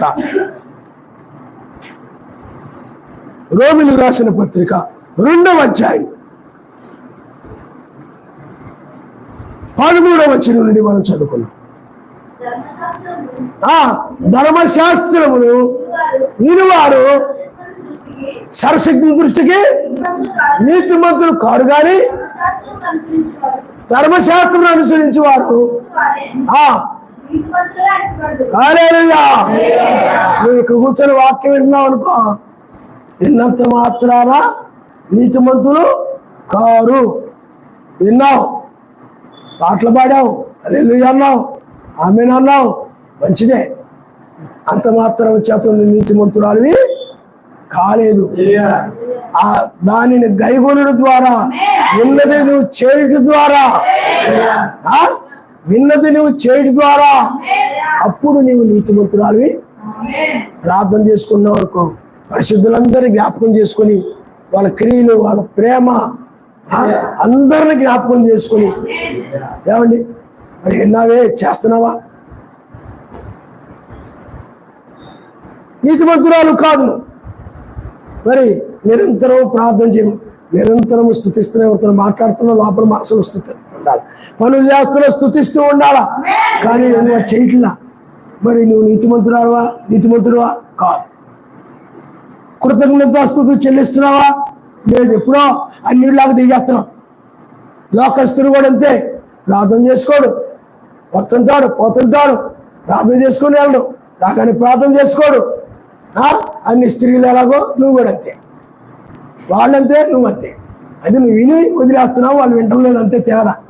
కాబట్టి గమనించుకో, కొద్ది మంది ఎత్తపడతారంటే అదే, 20 లక్షల మందిలో ఇద్దరు వెళ్ళారంటే అదే. అనేక మంది ఎందుకు ప్రవేశించలేదంటే విన్నారు కానీ ధర్మశాస్త్రాన్ని వాళ్ళు దాన్ని కైగొనలేదు. ఎల్లప్పుడూ ప్రార్థన చేయమని విన్నారు కానీ చేయలేదు వాళ్ళు. కృతజ్ఞతాస్తుతి చెల్లించమంటే విన్నారు, కానీ దాన్ని చేయలేదు వాళ్ళు. ఆనాడు ఎలాగున్నారు, ఈనాడు కూడా మనుషులు అదే విధంగా ఉన్నారు. పాటించిన వారు ఇద్దరే, వారే వెళ్ళారు. నిన్న వర్తమానాన్ని పాటించారు, వాళ్ళు నెరవేర్చారు, వాళ్ళు వెళ్ళారు. కానీ నువ్వు ఆమెన్ హల్లెలూయా అన్నాగా నువ్వు పాటించట్లేదు. అర్థమైందా? అబ్రహాము గారు పిల్లారా, అలాగే సంతానంలో 2 రకాలు ఉన్నారు. ఎవరు? ఇస్సాకు, ఎవరున్నారు? ఇష్మాయిల్. సరే, మరి ఇక్కడికి వచ్చేటప్పటికి ఈ యొక్క పరిసయ్యులు, సద్దూకయ్యులు, ప్రధాన యాజకులు వీళ్ళందరూ ఉన్నారు. వీళ్ళు ఏం చేసేవాళ్ళు చెప్పండి? వీళ్ళు ఏం చేసేవాళ్ళు తెలుసా? పరిసయ్యులు, సద్దూకయ్యులు, మా అబ్రహాం ఏంటి నీతిమంతుడా, మా ఇస్సాకు ఏంటి నీతిమంతుడు అంటే వాళ్ళని బట్టి వీళ్ళు హెచ్చించుకుంటూ ఉండేవారట. హెచ్చించుకుంటూ ఉండేవారు. వాళ్ళు ఎవరుకున్నా అంటే వాళ్ళని బట్టి వీళ్ళు హెచ్చించుకుంటూ ఉండేవారు. వీళ్ళలో అబ్రహాం లాంటి నీతి లేదు, ప్రార్థన లేదు, భక్తి లేదు, కానీ హెచ్చించుకుంటూ ఉండేవారు అన్నమాట. అలాగే నువ్వు కూడా వాక్య ప్రకారం నడవకుండా ఆ పరిచయంలాగా ఉదయ నక్షత్ర వర్తమానంలో ఉన్నావు, ఏమిటి నామూల బాప్తిజం పొందాం, ఆ పరిచయకి నీకేం తేడాలి. అబ్రహాము గారు ఇస్సాకుకి చెప్పేవాడంట తన అనుభవాలన్నీ కూడా. అయ్యా, ఇలాగ వృద్ధులంగా ఉన్నావు, సర్వశక్తిమంతుడు ప్రత్యక్షమయ్యాడు, శరీరధారిగా వచ్చాడు, మేము ఆయనకి ఆతిథ్యం ఇచ్చాం. అప్పుడు పిల్లారా ఆతిథ్యం ఇచ్చాం, అప్పుడు ఆయన వాగ్దానం చేశాడు, అప్పుడు మా శరీరాలు మారాయి, అప్పుడు నువ్వు జన్మించావు అని అంటే అప్పుడు ఇస్సాకు మా నాన్నంటే ఎవరుకున్నారో, మా అమ్మ అంటే ఎవరుకున్నారో గొప్ప విశ్వాసులు అని నీలాగా గొప్ప అయిపోవాల, అదే అహంకారం అంటారు. అలా కాకుండా ఇస్సాకు అనుకునేవాడంట, మా నాన్నకి ప్రత్యక్షమైన సర్వశక్తిమంతుడు నాకు ప్రత్యక్షం కావాలి. మరి నువ్వు అనుకుంటున్నావా? బైబిల్లో వాళ్ళు దివారాత్రులు ప్రార్థన చేశారంటే నేను అలాగ చెయ్యాలా అనుకుంటున్నావా? లేదు. ఇస్సాకు అలాగ అనుకునేవాడంట, అందుకని ఆయన ప్రత్యక్షమయ్యేవాడంట. పరిశీలన అనుకునేవాడు కాదు. నీతిమంతుల పిల్లమే. కోపం, కక్ష అన్నీ ఉన్నాయి, అహంకారం అన్నీ ఉన్నాయి, తట్టుకోలేకపోయేవారు. మీరు అపవాది సంబంధాలు అంటే తట్టుకోలేకపోయేవాళ్ళు, ఉడికిపోయేవారు. మిమ్మల్ని అలా అంటావా? అబ్రహాము గురించి చదివినప్పుడు అబ్రహాములాగా మేము చెయ్యాలా, ఇస్సాకులాగా మేము నడవాలా? నాకు అలాగే అనిపించేది. అయ్యగారు వర్తమానాలు విన్నప్పుడు అయ్యగారికి అలా ప్రత్యక్షమయ్యాడు, అలాగ చూశాడు అయ్యనంటే నేను కూడా ఆయన చూడాలి దాహం ఉండేది. ప్రార్థన చేసేవాడిని. నీకు అది లేదు, అందుకే నీకు ఏమి మాట్లాడటం, నీకు ఆయనతో సహవాసం లేదు, సంబంధం లేదు. వినడం వెళ్ళిపోవడం 2017లో నేను ఎప్పుడు నుండి ఆయన చూడాలనుకుంటే ఆయన ప్రత్యక్షమయ్యాడు. ఆయన 2017లో చాలాసార్లు ఆయన స్వరము, ఎందుకంటే అయ్యగారు ఒక మాట చెప్పారు, దుమ్ములపేటలో ఎవరో చనిపోతే వాళ్ళు వచ్చారంట. వాళ్ళు వస్తూ ఉంటే ఆయనకు ముందుగానే ఒక స్వరం వినపడుతుందంట, ఇదిగో 2 మనుషులు నీ దగ్గరకు వస్తున్నారు, వంతు చనిపోయింది. వాళ్ళు వచ్చినప్పుడు నీవు వాళ్ళకి ఈ విధంగా చెప్పు. అక్కడికి వాళ్ళు వెళ్ళగానే ఆమె మరలా తిరిగి లేచి కూర్చోడుది, నీళ్ళు అడుగుతుంది, చెప్పు. ఆ విధంగానే వాళ్ళు వచ్చారు, వాళ్ళకి అదే విధంగా చెప్పాడు అనమాట. నేను అనుకునేవాడు, ఆ స్వరం నేను వింటే బాగుంటుంది, వినాలి అని. వినడం వల్ల నీకు ఆసక్తి కలగాలి. నీకు కలుగుతుందా? నీకు అది లేదు. అదే ఉండాలి. ఇస్సాకు అదే ఉండేది, యాకోబు కూడా అదే ఉండేది. వాళ్ళు పితరులు చెప్పినప్పుడు మేము కూడా ఆయన చూడాలా, మాకు కూడా ఆయన ప్రత్యక్షం అవ్వాలా ఆశపడేవారు అనమాట. అందుకని ఆశను తృప్తిపరుస్తాడు. అక్కల్లవారు జామున మానవ శరీరంలో వచ్చి ఒక ముసుగు ధరించుకొని యాకోబుని ఆయన ఆశీర్వదించి వెళ్ళాడు. ఆయన మీకు కూడా ఏముండాలి చెప్పండి. నేను అప్పుడు చూసా, ఇప్పుడు చూసా. విన్నాం గారు అన్నారు, నేను అప్పుడు చూశానయ్యా మెస్సీని కళ్ళ, అప్పుడు చూశానయ్యా. విన్నాం గారు అన్నారు, అప్పుడో ఎప్పుడో చూశానంటాం కాదు, ఇప్పుడు నువ్వు చూస్తున్నావు అనేది ముఖ్యమైన. చాలా మంది ఆ పాత ఎప్పుడో చూసి గుర్తు పెట్టుకొని అయ్యే చూసి గొప్ప అయిపోతుంటారు. అవి కాదు, నీవు ఎప్పుడు ఆయనతో సహవాసాన్ని నువ్వు చూడగలగాలి. అందువల్ల నేను ఆయన చూడాలి, నేను కూడా ఆయన కలుసుకోవాలి. ఆ మాటలు విన్నప్పుడు అంటే అబ్రహాము అతడు ప్రవక్త, అతడు బోధిస్తూ ఉన్నప్పుడు ఆ పిల్లలకు కూడా ఆసక్తి కలిగేదండి. మేము ఆయన చూడాలి. ఇంకోటి వర్తమానం ఏంటంటే ఆయన నేను చూడాలా, ఆయన ప్రార్థన చేయాలా, అలాగే కృతజ్ఞతాస్తుతులు చెల్లించాలా, అనిపించాలా. కానీ కానీ అనిపించట్లా, అసలు నీకు ఆశ కలగట్లా. వింటున్నావు, వినడంతో నా పని అయిపోయింది. ఇంకా వాళ్ళకి నాకు ఏం సంబంధం అది. మా చిన్నతనంలో డ్రామాలు వేసేవాడు. డ్రామాలు వేస్తుంటే ఆ డ్రామా చూసేటప్పుడు కూడా ఆహా ఓ అని నవ్వేవాడు. వెళ్ళిపోయిన తర్వాత డ్రామా వాళ్ళకి వీళ్ళకి సంబంధం ఉండదు. వీళ్ళకి వెళ్ళి వీళ్ళు కొడుకుని పోతారు, వాళ్ళు వీళ్ళకి వెళ్ళి వాళ్ళు వెళ్ళిపోతారు. నువ్వు కూడా అంతే డ్రామా చూసినట్టు చూస్తున్నావు.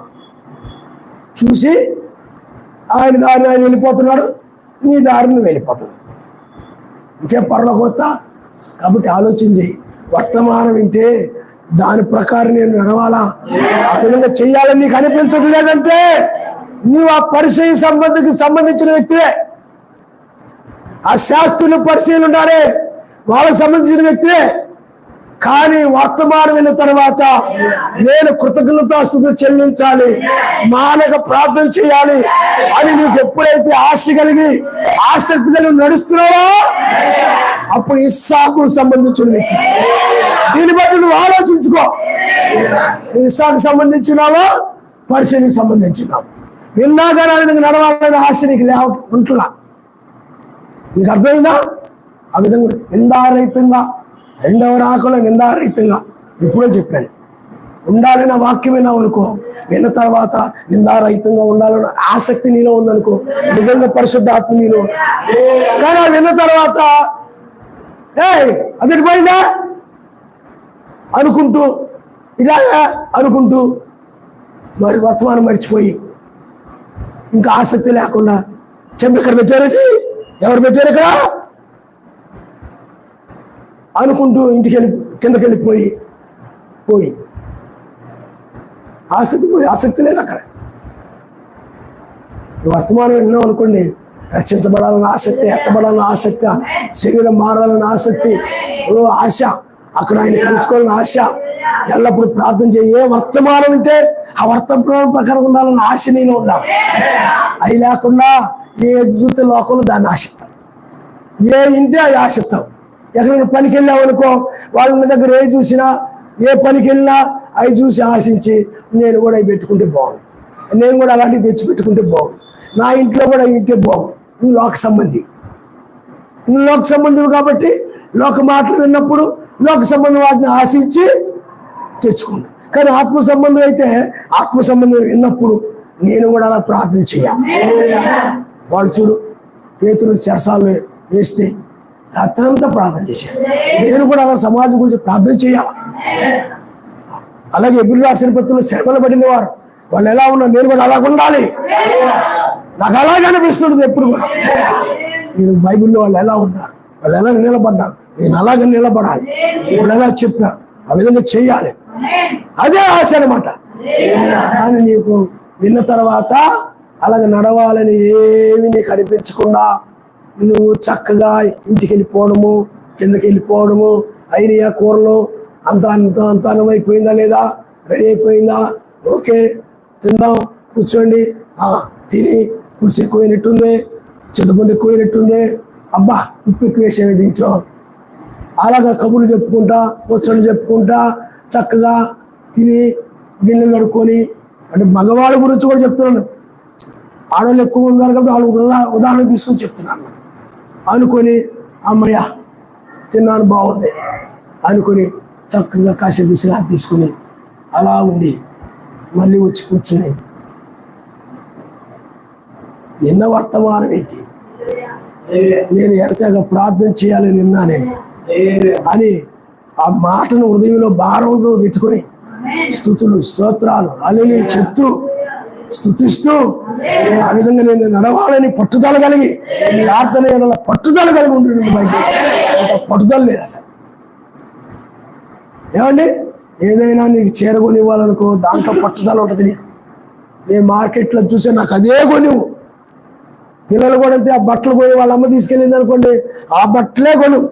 నేను వాట్సాప్లో చూశాను, ఇదిగో అది ఫేస్బుక్లో చూసాను, ఇదిగో ఈ డ్రెస్ నాకు నచ్చింది, ఇదే తీసుకో, ఇదే బుక్ చేయి ఆన్లైన్లో.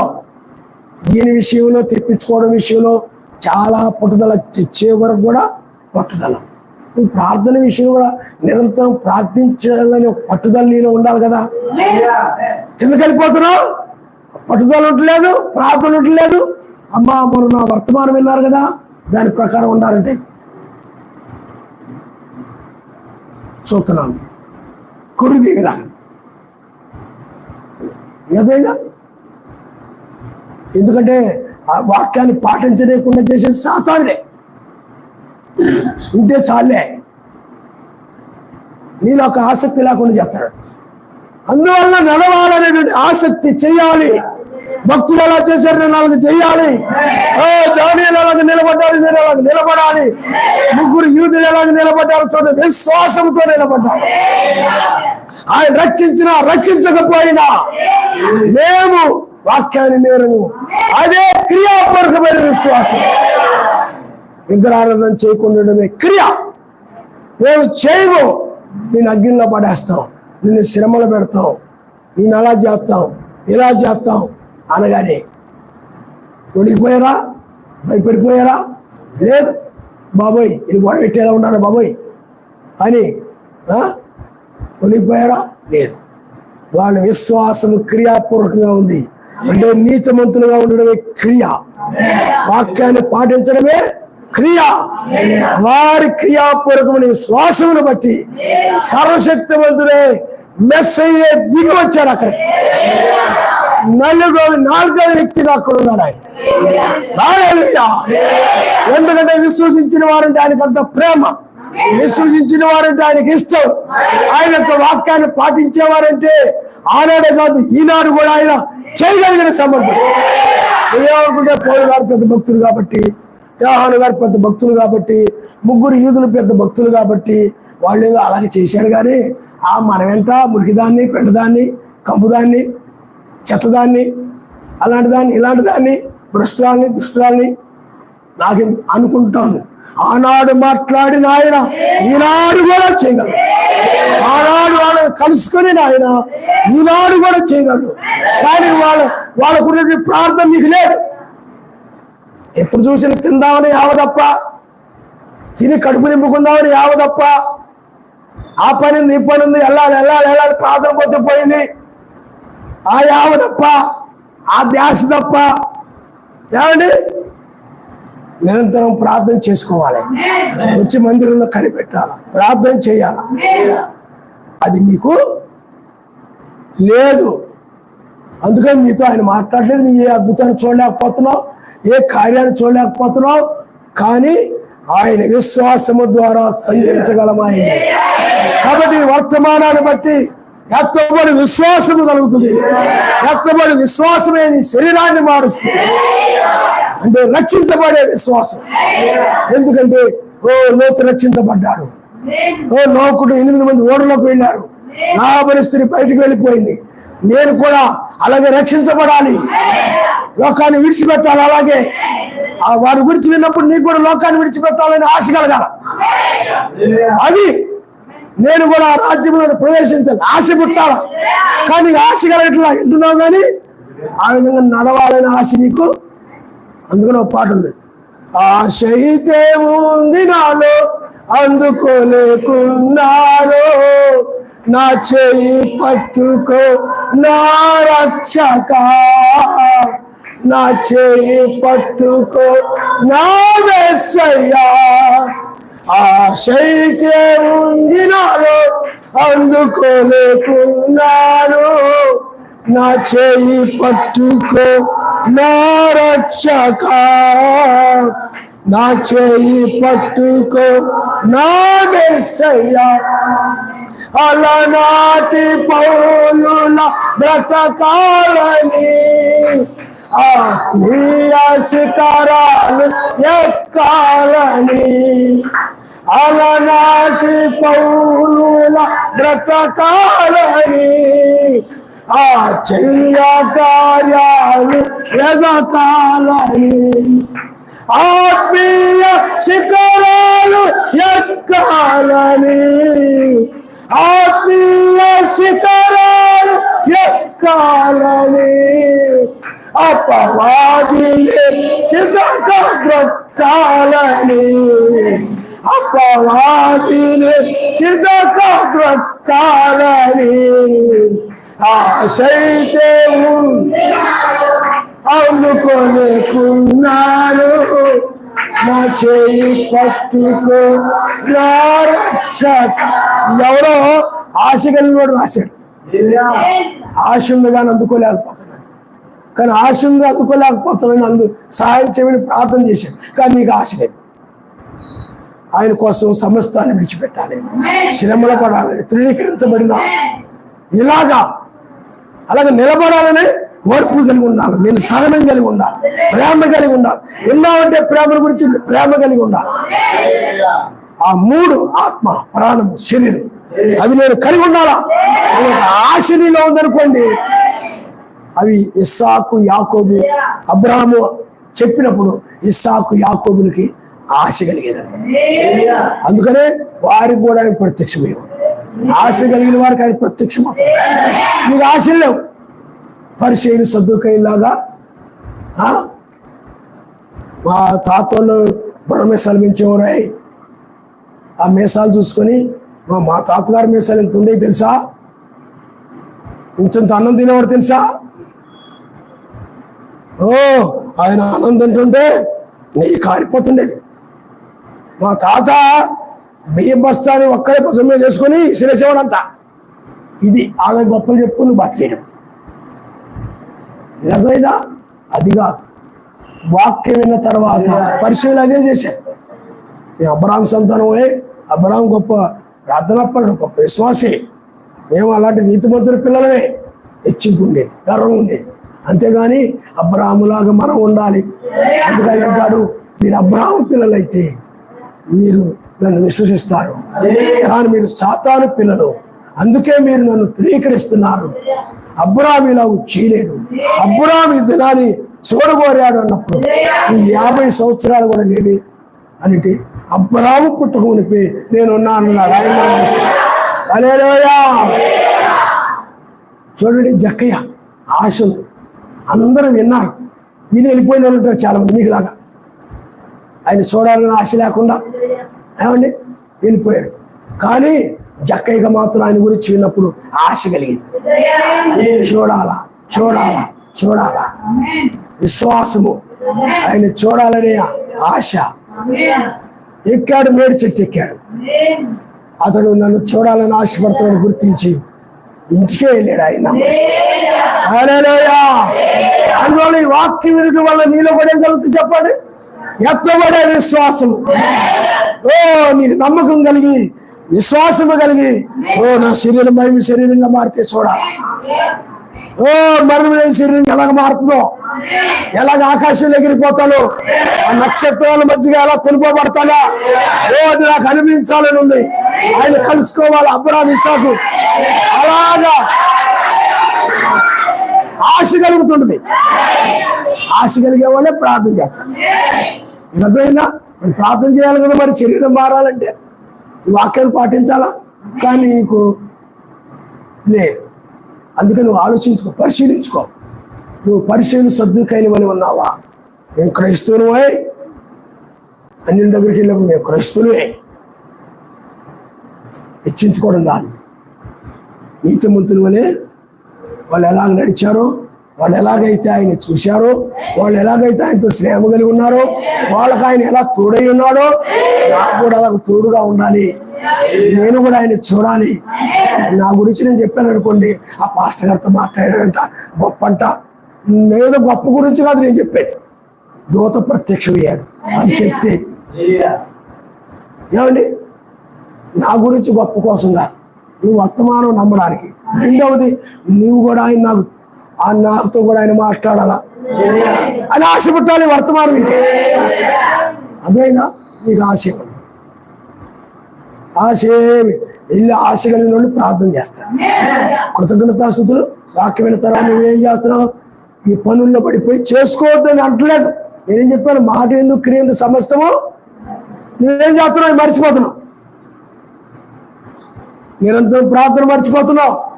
చిన్న పని ప్రారంభించబోయే ముందుకు మేము ఏం చేస్తున్నావు? ప్రార్థన చేసుకున్నారని అన్నావా? కూరగాయలు వంట పని ప్రారంభిస్తున్నావు, చిన్న ప్రార్థన చేసుకున్నావు అన్నావా? లేదు. నేను అదే అన్నాను, నీకు ఆశ లేదు. మాట ఎందుకు క్రియ ఎందుకు? పనులకు ముందు ప్రార్థన చేయాలని, పనులు అయిపోయిన తర్వాత కృతజ్ఞతాస్తులు చెల్లిద్దాం అన్నావా? లేదు. మర్చిపోతున్నాను. వండావా లేదా? కొసేవా లేదే? ఏం చెప్పాను నువ్వు కొసేది? ఈ కబుర్లు ఈ మాటలు తప్ప మాట ఎందుకు క్రియ ఎందుకు ప్రార్థన లేదు. కూర్చొని తినేటప్పుడు అబ్బా కొంచెం ఉప్పు తక్కువైనట్టుందే, పోయిన మీటింగ్లో బాగా కుదిరిందా? ఎవరు చేశారు అప్పుడు? చెల్లా, అక్క? ఇది మాట ఎందుకు క్రియ ఎందుకు ప్రార్థన ఉంటుంది అక్కడ. నేను ఎందుకు అంటున్నానంటే, ఎందుకు చెప్తున్నానంటే, ప్రార్థన ద్వారా ప్రతిదీ. ఇదే కాదు, మీరు ఇళ్ళకి వెళ్ళినా కానీ, బయటికి వెళుతున్నా కానీ, వస్తున్నా కానీ బండెక్కబోయే ముందు ప్రార్థన చేసుకున్నావా? మర్చిపోయావు. ఎప్పుడు చేసుకోవాలని మన ఆలోచన వస్తుందా? లేదు. బండి రాగానే ఎక్కేయడం, వెళ్ళిపోవడం, తుర్రుమని వెళ్ళిపోతుంటాం. మళ్ళీ వచ్చిన తర్వాత కృతజ్ఞతలు ఇస్తున్నావా? నీ ఆశ లేదు. నేను విన్నావంతే. నీ వర్తమానం ఏంటి? ఆశ పుట్టాలి. సార్ ఒక ఆయన డాక్టర్ గురించి చెప్తూ ఉంటే ఆ డాక్టర్ అవ్వాలని ఆశ పుట్టిందంట. ఒకసారి చిన్న ఎగ్జాంపుల్ చెప్పి ముగిస్తాను. ఇది లోక సంబంధంగా ఉపమానం అన్నమాట అంతే. ఎందుకంటే ప్రకృతి సంబంధం ఆత్మ సంబంధం ఛాయిగా ఉన్న బైబిల్ చెప్తుంది.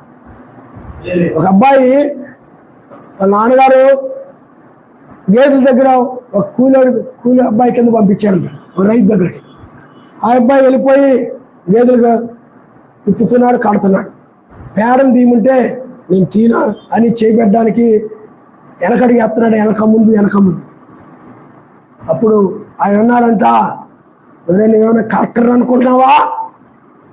తీ అన్నాడంట. ఆ మాట అన్నాడంట. ఆ కలెక్టర్ గురించి తెలుసుకోవాలని ఆశ కలిగిందంట. ఎవరో వెళ్తుంటే ఒక సారో అడిగాడంట, కలెక్టర్ అవ్వాలంటే ఏం చేయాలా? కలెక్టర్ అంటే ఎవరంటే జిల్లా మొత్తం మీద అధికారి ఆయనే, అన్ని ఆఫీసులన్నీ కూడా ఆయన చేతిలో ఉంటాయి. 5 అనేసరికి ఆ మాట నాకంటే కలెక్టర్ అవ్వాలని ఆశ కలిగింది. నీకు కూడా మెస్సీల గురించి ఉంటే మెస్సీలాగా మారిపోవాలి, మెస్సీలాగా ప్రేమ కలిగి ఉండాలి, మెస్సీలాగా సహనం కలిగి ఉండాలి, ఆశ పుట్టాలా. అలా ఉండాలని నాకు చిన్నప్పటి నుంచి కూడా నమ్మిన దగ్గర నుండి కూడా మెస్సీ వల్లే ఉండాలి. మెస్సీ ఎద్దుంటే తినాలి, అది చేపలు తినేవాడు, నేను చేపలు తినాలి. నువ్వు ఏ ఆటలు ఆడిన వాళ్ళు, క్రికెట్ ప్లేయర్లు, వాళ్ళ పరిగమాల సినిమా వాళ్ళు, వాళ్ళ మీరు మాదిరిగా తీసుకోకండి. ఈయనలా ఉండాలి, లోతులాగా నేను విడిచిపెట్టి వెళ్ళిపోవాలి. నేను అలాంటి సాక్ష్యాన్ని సంపాదించుకోవాలని ఉండాలి. కానీ అది ఉంటున్నా మర్చిపోతున్నావు. చాలా బాధాకరమైన విషయం. నువ్వు విడిచిపెట్టబడితే ఆయన తప్పేమీ ఉండదు, నీదే తప్పు. సర్వశక్తిమంతుడు ఎప్పుడు తప్పడు. ఎందుకంటే చెప్పాడు ఆయన. ఏదో కూడా ఆయన ఏం చెప్పాడు చెప్పండి? మీరు తినే దినమును మీరు తింటే చచ్చిపోతారు, మీరు తినకుండా ఉంటే మీరు బాగుంటారని చెప్పాడు. వాళ్ళు బుద్ధిపూర్వకంగా తిన్నారు. ఇప్పుడు ఆయన తప్పుందా? లేదు. అలాగే నువ్వు కూడా వాక్య ప్రకారం అయితే ఎత్తబడతావు. ఎత్తబడి విశ్వాసం కలిగి శరీరం మారి ఎత్తబడతావు. అదే నువ్వు వాక్యం విని దాని ప్రకారంగా నువ్వు నడవకపోతే విడవబడతావు. అప్పుడు చెప్పాడు, ఇప్పుడు అదే మాట చెప్తున్నాడు. కాబట్టి నువ్వు విడవబడితే ఆయన తప్పు లేదు. చెప్పాడు, ఆల్రెడీ చెప్పాడు ఆయన. మిమ్మల్ని ప్రేమించే ఇంకెవరి గురించి కూడా చెప్పుకుని మీ గురించి చెప్పాను ఎక్కువ. ఇంటికి కిందకెళ్ళి వంట చేసేవాడి గురించి ప్రేమించి మీరు ఎలా ఉంటున్నారు, ఎలా ఉండకూడదు. నీకు అర్థమైందా? అది గమనించుకోవాలి. కాబట్టి నువ్వు నెరవేరుస్తున్నావు అనేది చూసుకో. కాబట్టి విశ్వాసము ద్వారానే లోకమంతం కాబోద్దని, నాశనం కాబోతుందని ఆ యొక్క దూతలు చెప్పినప్పుడు లోతుకి ఎత్తబడి విశ్వాసం వచ్చింది, రక్షించబడాలని విశ్వాసం వచ్చింది. బయటకు వెళ్ళి నమ్మాడు, నమ్మకం వచ్చింది. ఆ నమ్మకాన్ని బట్టి సగంగా వదిలిపెట్టి వెళ్ళిపోయాడు, రక్షించబడ్డాడు. నీ బడి వర్తమానం వినడం వల్ల రక్షించబడేటువంటి ఎత్తబడే విశ్వాసము కలుగుతుంది. ఇది 7 ఉరుముల వర్తమానము, ఎత్తబడి విశ్వాసం కలుగుతుంది, శరీరం మారుతుంది. హల్లెలూయా. ఎందుకంటే విశ్వాసం కలిగినప్పుడు నీకు కూడా రక్షించబడాలని ఆసక్తి కలుగుతుంది. మెస్సయ్య శరీరం ఎలా మారిందో నా శరీరం కూడా మారాలంటే నేను కూడా అలా ప్రార్థన చేయాలని ఆశ కలుగుతుంది. అలా ఆశ కలిగిన వాళ్ళే నీతి కొరకు ఆకలి దప్పులు గల వాడు ధన్యులు, వారు తృప్తిపరచబడతారు, ఆయన నామనిస్తారు. కానీ విని ఆశ లేకుండా ఆరాధన అయిపోయిన వెంటనే ఒక తిప్పుకుంటూను అలాగే వెళ్ళిపోయి పోయింది మొత్తం. కాబట్టి మీరు ఆలోచన చేయండి, తల వంచుకోండి, ప్రేమ కలిగి ఉండాలి, మంచి ప్రేమ కలిగి ఉండాలి. హల్లెలూయా.